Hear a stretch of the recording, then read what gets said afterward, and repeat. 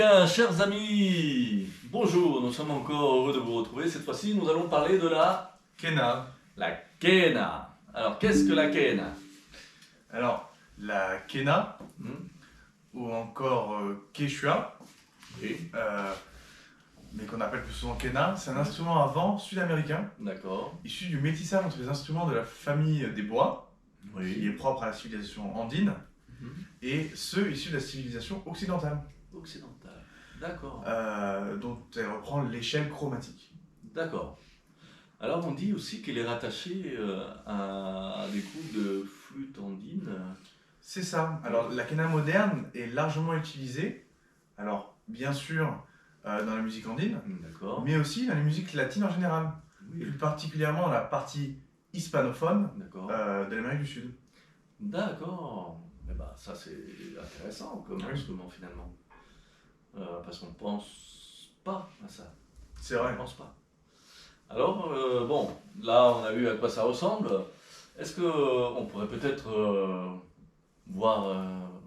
raconter un petit peu l'historique, hein? Alors, l'historique, c'est Oui. tout d'abord que les premières Kena, Oui, c'était des petites Kena qui étaient en cuivre, oui. qui faisaient pas plus de 9 cm, pas plus de 9-10 D'accord, oui. cm. Donc c'était voilà, cette taille-là à peu près. Et qui est apparu Oui, dans les cultures Mochica d'accord. Mon chic, oui. aux alentours des années 200 après Jésus-Christ. Donc, après Jésus-Christ. Mais Mais 200 bon. ans seulement après Jésus-Christ, donc c'est quand même très ancien.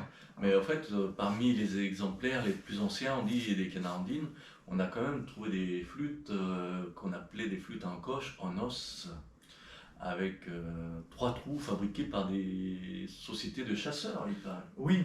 Oui. Alors, il y avait des pasteurs et horticulteurs du site archéologique Hmm. d'Inca Cueva. D'accord. Donc, c'est dans le nord de l'Argentine, Oui. dans le nord-ouest de l'Argentine, qui D'accord. serait daté de 2130 Avant ans Jésus-Christ. avant Jésus-Christ. D'accord, donc on est encore plus loin. Donc, en fait, les premières Kena, c'était encore bien avant que ce qu'on pensait au D'accord. final avec les petites flûtes en cuivre. D'ailleurs, on dit que c'est dans une autre partie du même site, nommé Momias, hein, c'est ça? Oui.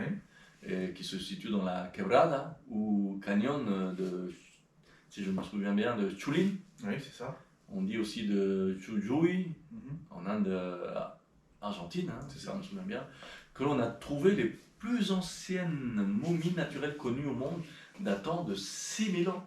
Et bah, c'est clairement ça. Ah oui, Exactement ça. d'accord. Et par rapport à ça, on a trouvé autre chose ou pas? Alors, et on a trouvé la même Kena Oui, dans les mains d'une momie du site archéologique funéraire d'accord. de Sekui. C'était le Sequitor, oui. site Sequitor, exactement. Sequitor, Et qui appartient à la culture San Pedro, d'accord. donc à Atacama, donc, Ah, donc au Chili, donc au au nord du du Chili, c'est ça, Voilà, qui est le berceau du peuple Atacameño. Atacamaño, oui. Bon, c'est Ah, vrai voilà. que nous on est quand même originaire de là-bas. C'est là-bas, finalement, nos ancêtres. On dit ce peuple est parfois nommé en français Atacamas et se nommait lui-même Licanantai, Oui. ce qui dans notre langue récemment éteinte, le Kunzar signifie les habitants du territoire. Alors, Ah oui, et ces traces oui, remontent selon les sources oui, jusqu'à 400 ou 500 après Jésus-Christ. après Jésus-Christ. Et peut même être suivi jusqu'à 500 avant Jésus-Christ. Avant Jésus-Christ? Ah, d'accord. Quand Ouais, d'autres sources Oui. indiquent oui, que le site de l'oasis oui, de San Pedro, oui. d'Atacama, était déjà occupé il y a 11 000 ans 11 000 ans. Donc 11 000 ans. et fut annexé à l'empire Inca D'accord. aux alentours du 15e siècle 15e siècle de notre ère? de notre ère, D'accord. par Sampa Inca. Par le Sapa Inca, d'accord. Alors, et comment il s'appelait? C'était Tupac Yupanc. Exactement. Tupac Yupanc, exactement. D'accord. Après, on dit que plus tard, on a retrouvé des Kenas antiques dans les vestiges de la plupart des cultures pré-incaïques, si je ne m'abuse.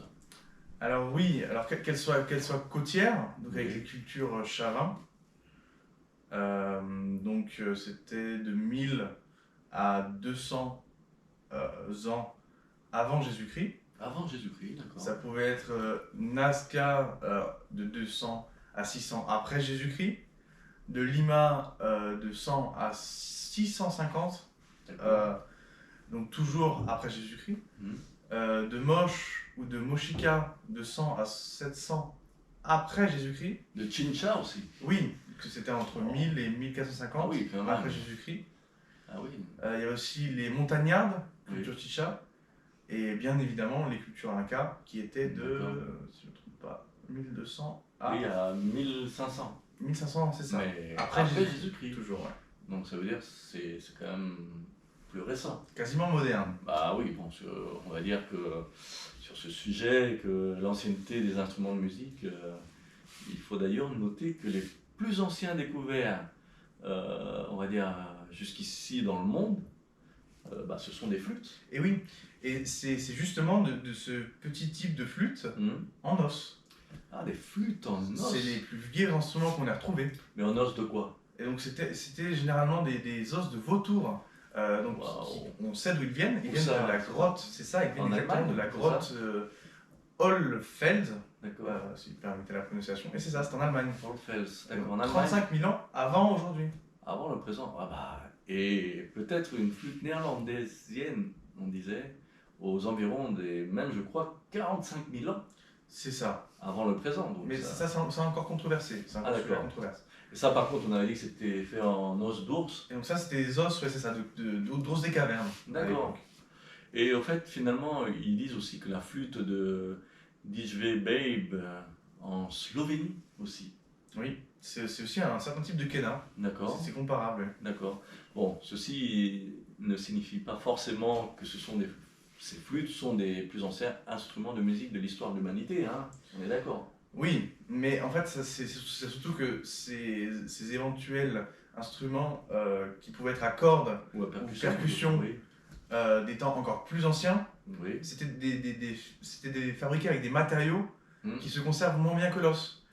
C'est-à-dire que là où ça pouvait être du bois ou des cordes de fête, bien sûr, ça se conserve beaucoup moins bien. Ça se conserve beaucoup moins bien.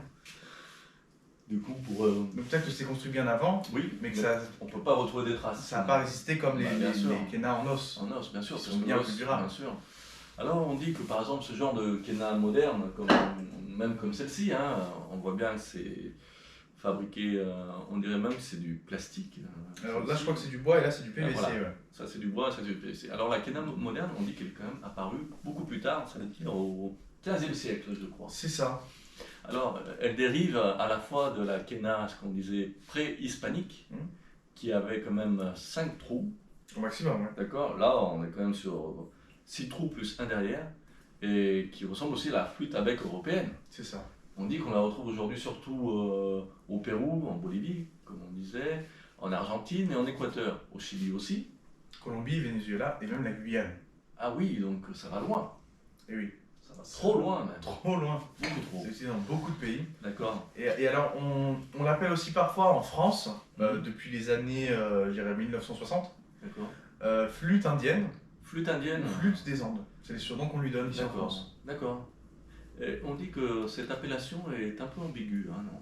Et oui, du fait qu'il existe d'autres types de quena, d'autres types de flûtes indiennes, excusez-moi, que la quena dans les Andes. Donc comme on appelle cette quena flûte des Andes, et ben c'est pas assez précis, étant donné qu'il y a plein de types de flûtes autres 110, que la quena. Il paraît 110 types. C'est ça, 110 types. D'accord.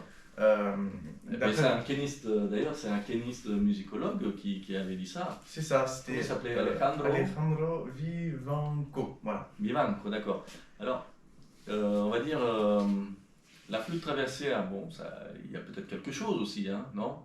Ou il y a aussi d'autres flûtes qu'on appelle là, oui, il y avait qui s'appellent la tarca, le quimpillo, aussi. Le siku, le moseño. Alors, ça on dit que ce sont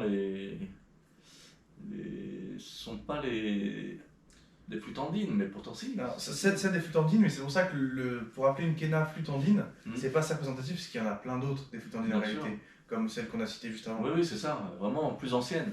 Alors, toujours est-il que cette appellation, un peu, on va dire, abusive, hein, indique clairement que la quena est, avec toutes les sortes de flûtes de pan des Andes, la plus connue des flûtes indiennes. Et là, c'est ça. Et ça, c'est sûrement à cause de sa dimension mythique D'accord. et sacrée. Oui. Et à sa grande diffusion dans le monde d'aujourd'hui. Oui. C'est peut-être parce que si elle portait le plus grand air de musique du monde, D'accord. Il y avait un la musique standard. dans le monde, et Bien oui. sûr. Ce qu'on appelle, Donc c'est le Condor Passa. bien sûr. Qui est devenu un peu le symbole de la musique De la musique des Andes, au des final. Andes, même en n'étant pas si vieille que ça. Et Parce c'est que ça, C'est ça. qui a été repris, Par, je crois, un groupe en France dans les années 50, hein, si ça. je ne m'abuse. c'est ça. Et pourtant, c'était pas si vieux que ça, parce que Oui. le morceau Condor Passa, ça venait d'une pièce de théâtre musicale Oui. qui date de 1913. 1913, oui, donc C'est c'est pas pas. Et bon, ça a été créé au Pérou par un compositeur péruvien. C'est ça. Mais c'était pas dans le cadre, justement. C'était pour reprendre, comment est-ce qu'on dit, un air. Mais c'était pas qui toujours sonnait un petit connu, peu, voilà. qui sonnait un peu traditionnel, alors que ça n'est pas du tout. D'accord. Donc même si c'est devenu le symbole des Andes Oui. à cause de cette chanson, enfin, Oui. grâce à cette chanson, Bien sûr. mais au final c'est pas du tout traditionnel des Andes. Bah oui, parce que qui ne connaît pas El Condor Pasa? C'est la chanson la plus connue, en tout cas des musiques des Andes. Si on peut faire un petit extrait, peut-être, non? Qu'est-ce que On vous peut. en pensez pour finir notre, Oui. donc, exploration musicologique de la quena? C'est sûr. Alors c'est sûr que là, moi, j'ai de la chance d'avoir une quena en bois, hein, comme on dit, avec, comme on a dit, donc vous avez quand même 6 trous, bon, qui n'ont pas les mêmes tailles, hein. Oui, c'est tout ça Donc, différent. voilà. Il y a même le 7ème derrière. Oui, il y a même le 7ème qui, lui, il rajoute encore quelque chose, comme on peut l'entendre, hein. Par exemple,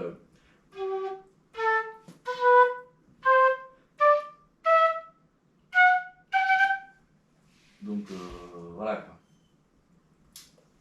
Est-ce qu'on peut d'ailleurs faire peut-être, pour faire plaisir à nos chers auditeurs, puisque finalement le morceau le plus connu de la musique des Andes, qui serait El Condor Pasa. Alors on peut le faire. Est-ce que tu aurais peut-être un charango Alors oui, je pense porté que de main? je pense que je peux peut-être en trouver un. Carrément. Oui, non.